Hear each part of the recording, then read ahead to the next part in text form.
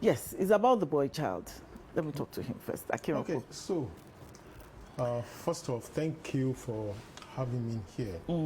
And I just hope after now, whatever we have discussed, that we're still going to discuss, will not just be limited to what I term to be an event alone. Alone, yes, yes. So whatever we have discussed here now, we should convert every one of them into processes. And that is why I'm not always excited when I hear International Day, this day, Mother's Day, International Day of Men, So we have really programmed, our mind towards that it is only that day that we're going to create awareness on how to make things straight. And after that day, it's business as usual. You forget it again. And you see some people also clamoring. I was in a conversation sometimes ago relating to what you said now, that who is talking to the fathers or the men? He's talking to the groom to be. To the grooms to be. Somebody now said that let's have International Day of Fathers. And I said, for what? We already have International Day of Men, or for men on November 19th. So what have we really achieved from there? So that's why since 2 or 3 years ago, I try and I want to change the narrative that instead, I don't have anything against the boy child, but instead of saying, oh, how do we raise a boy child, why don't you just change the narrative to mean, how do we raise humanity in the mind of our children? You see, the way we are wired to, maybe, if I'm permitted to use this word, to be self-centered. So when a boy hears boy child, International Day of Boy Child, he has this tendency to want to believe that, yes, boy child, I am somebody. I am special. I'm special. The International Day of Girl Child, that one too begin to say, yeah, it's a girl child. No, it's a girl child. It's this. Then now I am this. We want to take over. We want to leave that realm where men or boys will be suppressing our views, our voices. We don't want that again. So the more we say it, I don't have anything against this. But when we come into a conversation group like this, the narrative should be tailor-made towards how to raise humanity in our life, right? Another question is this way again. Somebody asked me some time ago also that in a TV program, that how do you prepare a man to be not a man to be a good husband? How do we get into that? The same thing that I have never seen anything like, how do you raise someone to be good, to be this, to be this? The main focal point should always be humanity. When humanity resides inside us, we will always behave as humans, not necessarily behaving as a lady or as a man. So it's the same thing. They've not changed over time. And they brought this issue of International Day. They think that, oh, let us use that to create awareness on how boys should be raised very well. The same mistake they made when the focus was on the girl child. The focus was on the girl child then, that a girl child, maybe in Africa alone, right, is made to know, or a girl child should be raised with the consciousness to know how to take care of the home, to take care of the husband, to take care of the children, and to take care of herself, if time permits that. The same mistake they made when they told us, I'm sure that would be about maybe 100 years ago, when they told us that women are emotional, while men are logical. Do you understand? What preceded that research is no longer available again. What preceded the research was the fact that then men were always, they went to wars. They are predominantly warriors. Then women were sitting at home. So because of that, when men were in the war front, women were supposed to be at home, take care of the children, cook, how to do everything very well. Then men needed strong mind. They needed to be logic. They need the logic, right, to win in the war front.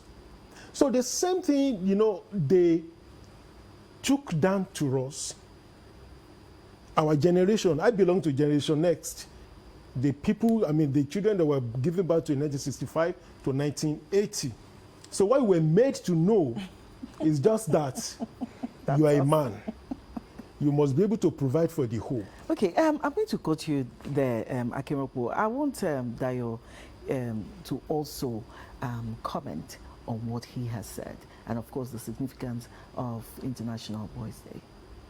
Thank you very much. So it's very tough to get the balance that we are all clamoring or looking for, because that is why we have So do different you agree? days. Do you agree with what he him said? that we should raise children that for humanity first before you start to differentiate? Oh, this is a boy, and this is a girl. Yes, I agree. I agree because when we started our own advocacy, we started with gender equity, which was almost, on SDG, you won't find it existing there. You will find gender equality with the focus on the female gender, women and girls. So when we noticed this huge gap, we started with equity, which meant even within the female group, within the male group, across both genders, there are no equality. Because for us, for a woman who is on the wheelchair, for instance, who is differently able, and for a woman who is not on the wheelchair, the needs are different, even though we are women.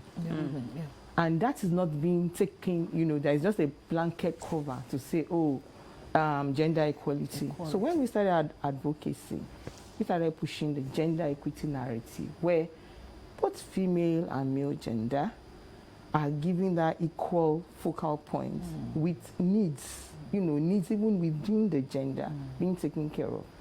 Now, that is not to say that we didn't pick on the gap area, which is the fact that over the years, there has been a lot of advocacy for the female gender, for the girl child in particular.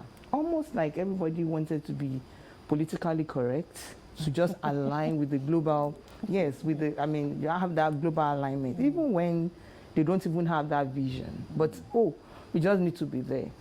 But we saw that gap, that the boys were grossly neglected, and the numbers are there, they don't lie.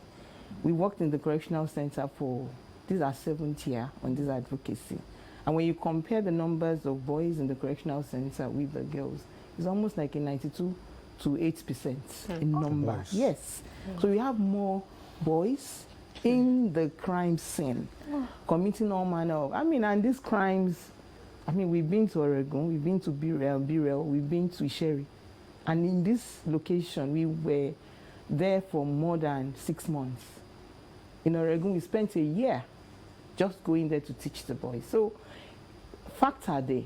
So when you met with these boys, and of course you spoke with them, you interacted with them, what did you see or what did you notice that was common amongst all of them that got them to where they were? Let me give you an unusual story of a young boy who we met at Oregon.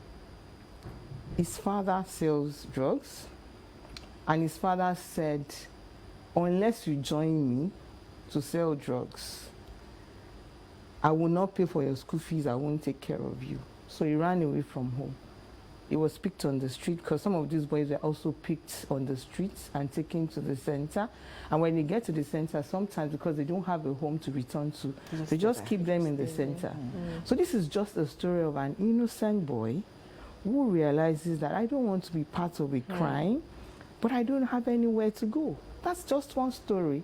And there are other stories of rape, murder, things around stealing, things around violence. So it was mainly crime. Crime. And it's a juvenile correctional center. It's a prison. So we have, the numbers are there. So that is why we chose to focus on the boy child. It's a deliberate effort. Okay. And in our organization, we focus on two